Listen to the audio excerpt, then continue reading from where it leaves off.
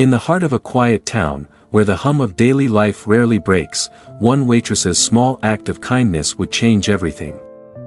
Emily Davis, a waitress at Daisy's Cafe, never imagined that a simple plate of pancakes could have the power to alter the fate of a lonely boy, a soldier's family, and an entire community. But when a stranger walks in every morning, hungry yet silent, Emily soon realizes that sometimes the most profound impacts come from the most unexpected places. This is a story of compassion, sacrifice, and the unspoken bond that can tie us all together, even when we least expect it. Before we get into this heartwarming journey, drop a comment and tell us where you're tuning in from. If you're a fan of powerful stories like this one, make sure to hit that subscribe button so you don't miss out. We've got more incredible stories lined up for you that will leave you inspired. Stay tuned for tomorrow's video. In a small, sleepy town in Nebraska, 28-year-old Emily Davis worked as a waitress at a modest local diner called Daisy's Cafe. Tucked between a flower shop and a bookstore, Daisy's Cafe had become her world. Every morning, she would wake before sunrise, don her well-worn apron, and head to work with the weight of loneliness settling on her shoulders. Emily's life was marked by quiet routines and simple gestures, but the isolation she felt was constant. Her family, scattered across the country, meant well but couldn't fill the emptiness left by years of solitude. Her parents had passed away when she was young, and her cousin who had once cared for her had long since moved to another state. Despite the lack of connection, Emily found herself taking solace in the few regular customers who brightened her days, especially an elderly man named George, who often sat at the corner booth with a book in hand. It was a simple life, and for Emily, it was all she knew. However, everything began to change one cold autumn morning when she noticed a boy she had never seen before. He wasn't older than 10, and there was something about his eyes, full of secrets, that immediately caught her attention. The boy's presence in Daisy's Cafe became a daily event. He arrived each morning right at 7 a.m., sharp, always 15 minutes before school started at the nearby elementary. His small frame would slide into the corner booth, the one furthest from the door. His clothes were worn, a little too big for him, and his backpack appeared almost as if it weighed more than he did. His eyes, however, were the most striking feature. They seemed old for his age, as though he had witnessed more than a child should ever have to see. And the silence that followed him was almost palpable. He would sit there quietly, never speaking a word, just opening his book and reading with the same meticulous care every day. At first, Emily didn't think much of him.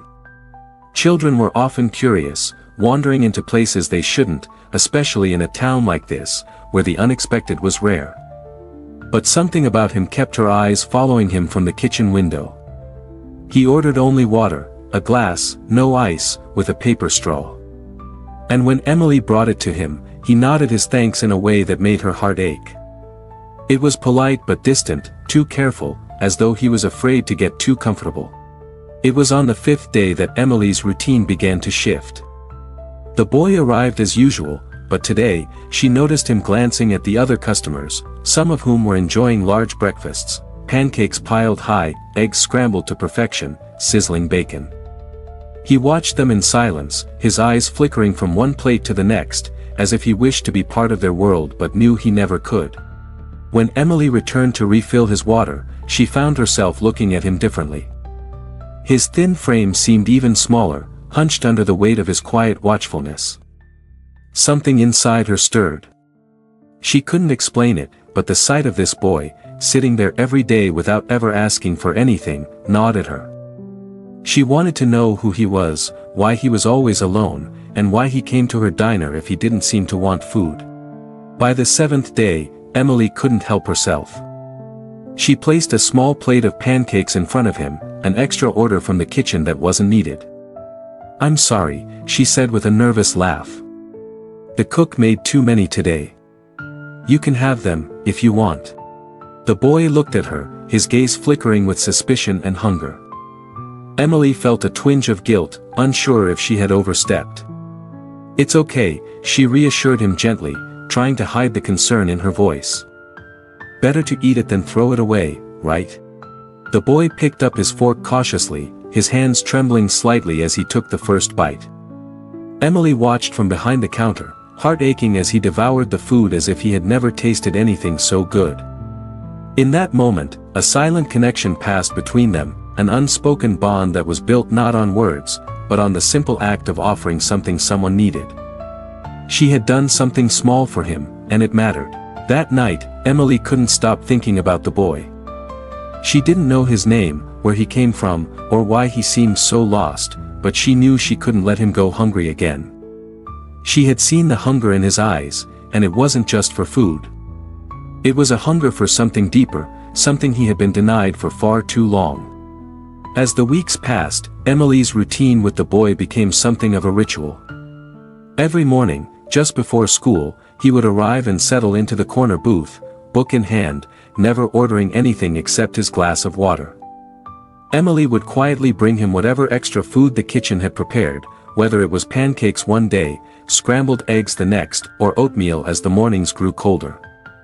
He never spoke unless it was to say a quiet, "thank you," when she collected his plate, and even then, it was as if the words were reluctant to leave his lips. Emily had stopped asking questions. There was something in the boy's posture, his guarded demeanor, that told her that any attempt at conversation would only drive him away. So, she settled into a comfortable silence with him, finding solace in the simple act of offering something he needed without expectation. But one Thursday, everything changed. The boy didn't show up. Emily's heart sank as she glanced at the clock, waiting for him to appear. 7 a.m. came and went, and the familiar quiet of his presence remained absent. By 7:30, Emily was starting to feel a sense of unease.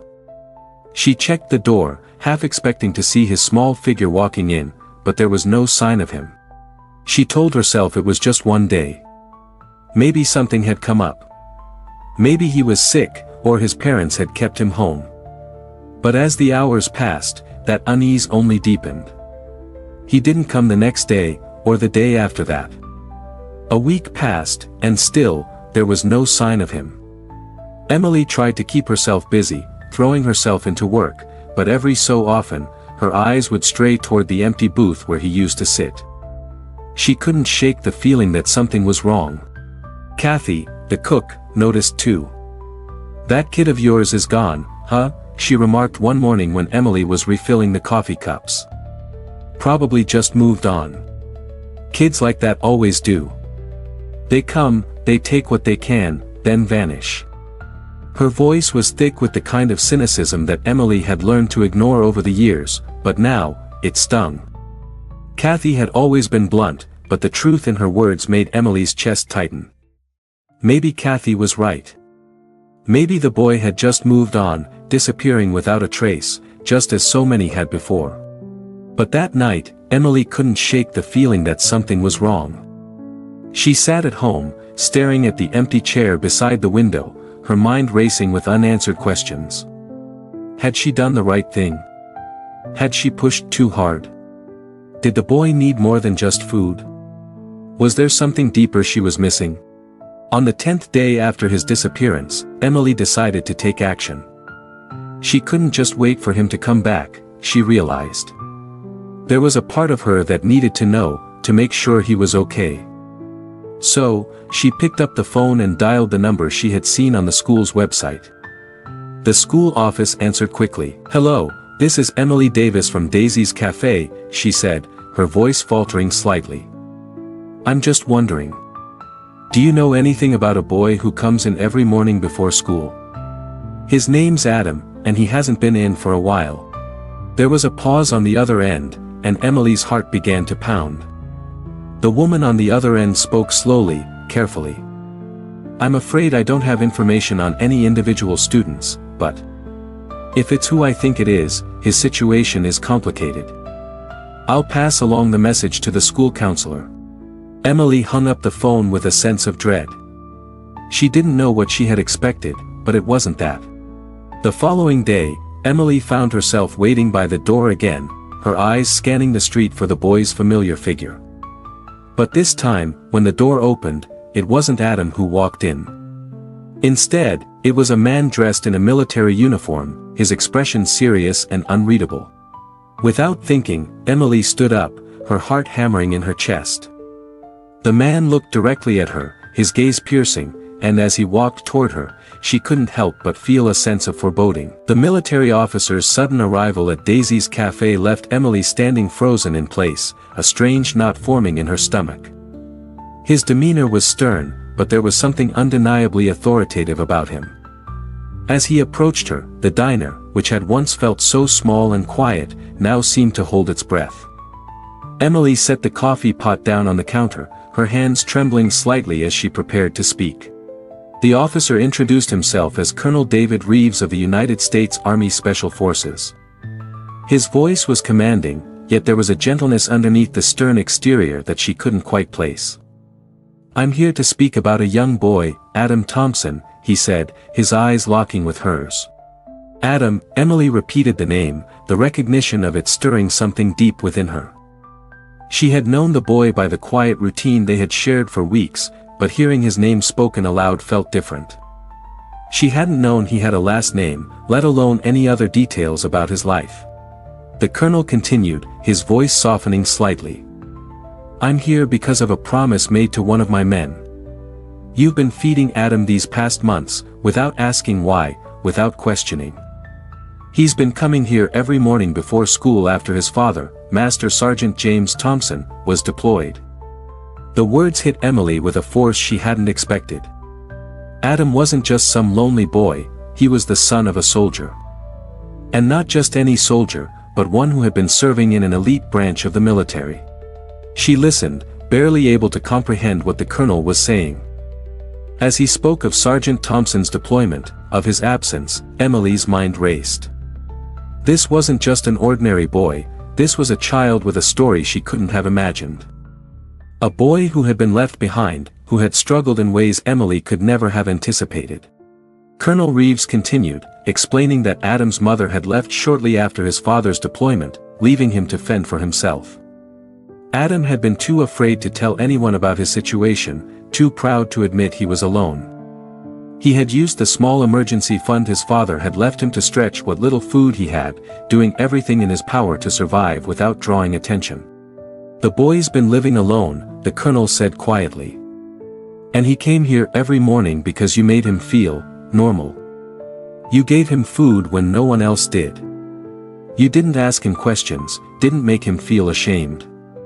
You just gave him what he needed. You preserved his dignity." The words felt like a heavy weight settling onto Emily's shoulders, but it was a weight that also filled her with an unexpected warmth. She had thought her actions were small, insignificant, just pancakes and eggs for a lonely boy. But now, in the face of the colonel's revelation, she understood that those simple acts of kindness had meant so much more. They had given Adam a sense of normalcy in a world that had abandoned him. The colonel pulled out a letter, handing it to Emily with a solemn expression. "This is from Sergeant Thompson," he said, his voice filled with emotion. "He wrote this letter before he was killed. He wanted to make sure you knew how much what you did for Adam meant." As Emily held the letter in her hands, her heart ached. She didn't need to read the words to understand the depth of the gratitude behind them. It was the kind of thank you that came from a place of profound respect, from a soldier who would never return to see his son again. And yet, through her simple acts of kindness, Emily had helped carry on his legacy. She had given Adam something no one else could, a sense of belonging, a sense of care. The letter, the colonel's words, they were all part of something bigger than Emily had ever imagined. What she had seen as an ordinary kindness was, in reality, a lifeline for a boy who had been lost in the world. The days that followed Colonel Reeves' visit were a whirlwind of emotions for Emily. What had once seemed like a simple act of kindness, feeding a hungry child without questions, had turned into something much bigger than she had ever imagined. The boy, Adam, now had a name, a face, and a story. Emily's world had shifted in the most unexpected of ways. She was no longer just a waitress at Daisy's cafe, she was part of a story that spanned far beyond her small town. Adam's father, Master Sergeant James Thompson, had been killed in action. The colonel's words had sunk deep into Emily's heart, but it was the letter from Sergeant Thompson that had left an indelible mark.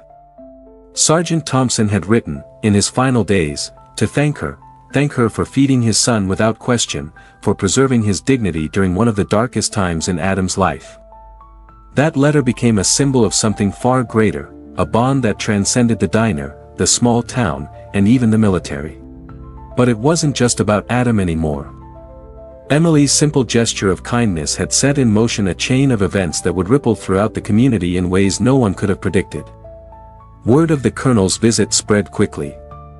The story of Emily's quiet generosity made its way from the diner's small corner to the local newspaper, from there to social media, and soon the entire town was talking about it. At first, Emily was overwhelmed by the attention. She hadn't done anything special, not really. She had just been there for a boy who needed food. But as the days passed, Emily began to see the impact of her actions in ways she hadn't considered. The regulars at the diner who had once made snide comments about her feeding Adam now came up to her with words of gratitude. They no longer saw her as just a waitress, they saw her as someone who had done something extraordinary. The most surprising shift came from Mark, the diner's manager. He had been skeptical at first, openly questioning the wisdom of Emily's actions. But after seeing the community's response, he began to understand. One morning, he surprised Emily by hanging an American flag above Adam's usual booth. Beneath it, a small plaque was placed, reserved for those who serve and the families who wait. It was a gesture that spoke volumes. Emily couldn't believe it. The diner, which had once felt like a quiet place of routine, had become a beacon of kindness and remembrance. The booth that had once been just a corner table was now a symbol of sacrifice and service. And as the weeks went on, that booth was never empty.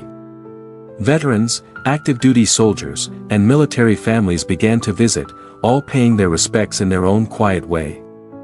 They left behind patches, coins, and notes, all expressing their gratitude for the kindness Emily had shown without ever asking for anything in return. It wasn't just the regulars or the military personnel who took notice. The town had changed, too.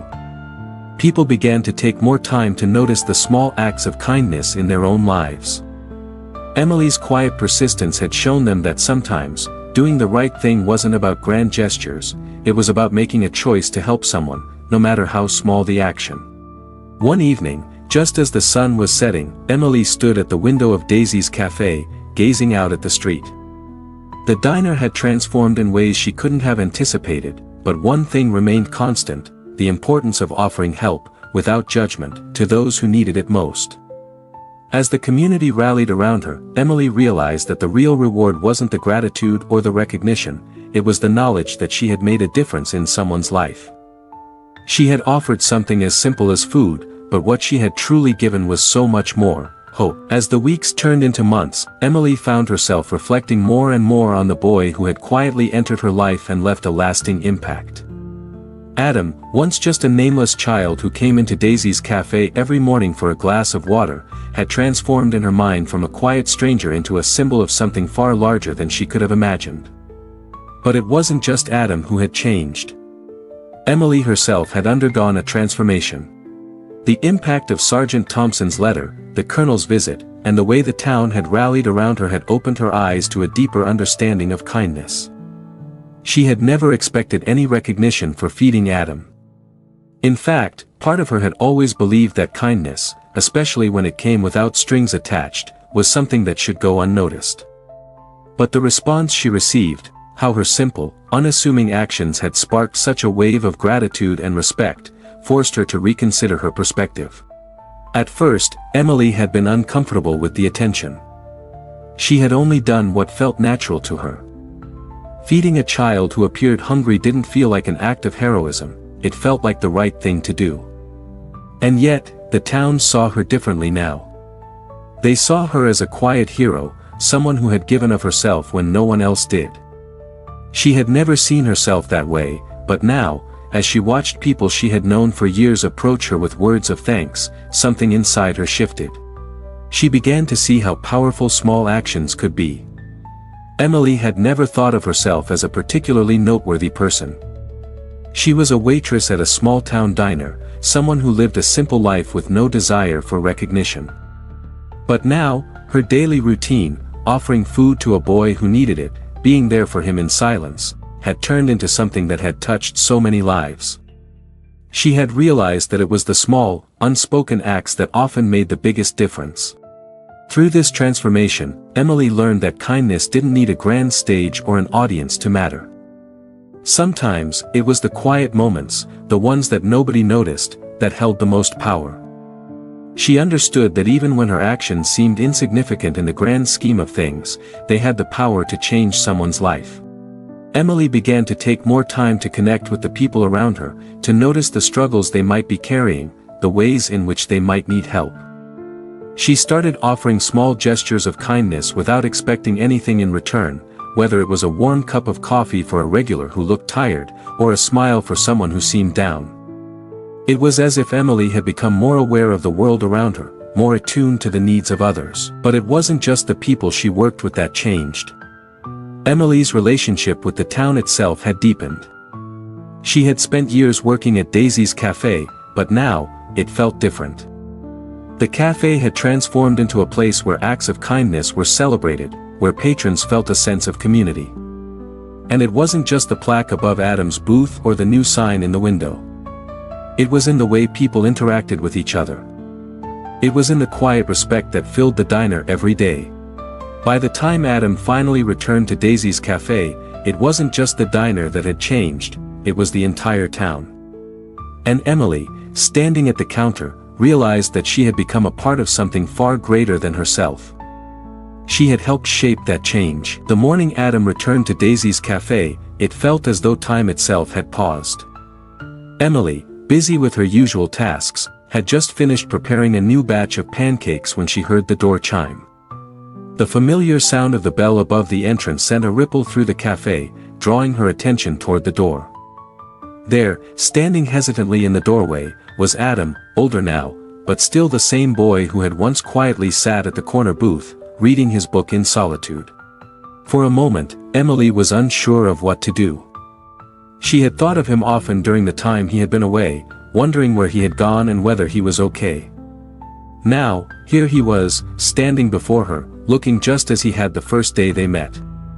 But something had changed. The shy, withdrawn child was now a young man, carrying a quiet confidence that had been absent before. Adam's eyes met hers, and for the first time, they didn't look away. There was a subtle shift in the air, a moment of silent understanding that passed between them. Emily smiled warmly, her heart swelling with an emotion she couldn't quite put into words. "You came back," she said softly, her voice almost trembling. Adam nodded, his expression still guarded but his eyes filled with something deeper than before, gratitude, perhaps, or relief. "I wanted to thank you," he said quietly, his voice steady but laced with the weight of everything he had been through. "For everything. For the pancakes, for not asking questions, for not making me feel like I was broken." Emily's chest tightened as she listened to him. She had never imagined that her simple actions would have such a profound impact on this boy's life. All she had done was offer food and a small measure of dignity to someone who needed it. But to Adam, it had meant everything. And in that moment, Emily realized just how much power small acts of kindness could hold. "You've been through a lot," Emily said, her voice gentle. "And I didn't do anything extraordinary. I just didn't want you to go hungry." Adam's gaze softened, and for the first time in what felt like forever, he smiled. It wasn't a smile full of joy or triumph, but one that carried the weight of everything he had been through, everything he had lost, and everything he had found again, even in the smallest acts of kindness. "I didn't know how much I needed that," he replied, his voice thick with emotion. "I thought the world had forgotten me. But you didn't. And I'll never forget that." The words hung in the air for a long moment, and Emily felt her heart swell with something she hadn't felt in a long time: peace. It wasn't the kind of peace that came from grand gestures or public recognition, it was the quiet kind, the kind that came from knowing she had done the right thing, even when no one was watching. And then, in the most unexpected of ways, Emily understood. This was why she had done it. This was why the small things mattered. Because kindness, given freely without expectation, had the power to heal even the deepest of wounds. It could restore dignity where it had been stripped away, offer hope where it had been lost, and create connections where there had once been isolation. As Adam left the diner that day, Emily watched him go with a sense of quiet satisfaction. She didn't know what the future held for him or for herself, but she knew one thing for sure: the world was full of moments like this, small, fleeting moments where a simple act of kindness could change a life forever. And in that moment, Emily felt a quiet hope settle in her chest. She didn't need recognition. She didn't need to be seen as a hero. All she needed was the knowledge that, for just one person, her kindness had made a difference. And that was enough. Emily's story reveals the profound impact of small, selfless acts of kindness. In a world often focused on grand gestures and immediate results, her quiet commitment to feeding Adam each morning reminds us that sometimes, the simplest acts are the most powerful. She didn't need recognition, she didn't expect anything in return, she simply acted because it was the right thing to do. This is the essence of kindness: giving without conditions, loving without expectations, and understanding that sometimes, the most profound change happens in the moments when we least expect it. Emily's lesson is one of humility and grace. It's about recognizing that even when we feel small or invisible, the actions we take can have a ripple effect on those around us. Her story teaches us that kindness has the power to transform not only the lives of others but our own lives as well. Sometimes, helping someone in need is the most significant thing we can do, and it doesn't require anything other than a willingness to care. In everyday life, we often overlook how small gestures, like offering a meal, a smile, or a kind word, can change someone's world. Emily's story encourages us to act with compassion, regardless of whether we know the full story. Whether it's giving your time to someone who needs support, helping a colleague, or simply being kind to a stranger, the power of small acts of kindness is immeasurable. When we offer kindness without expecting anything in return, we not only uplift others but create a culture of empathy and respect in our communities.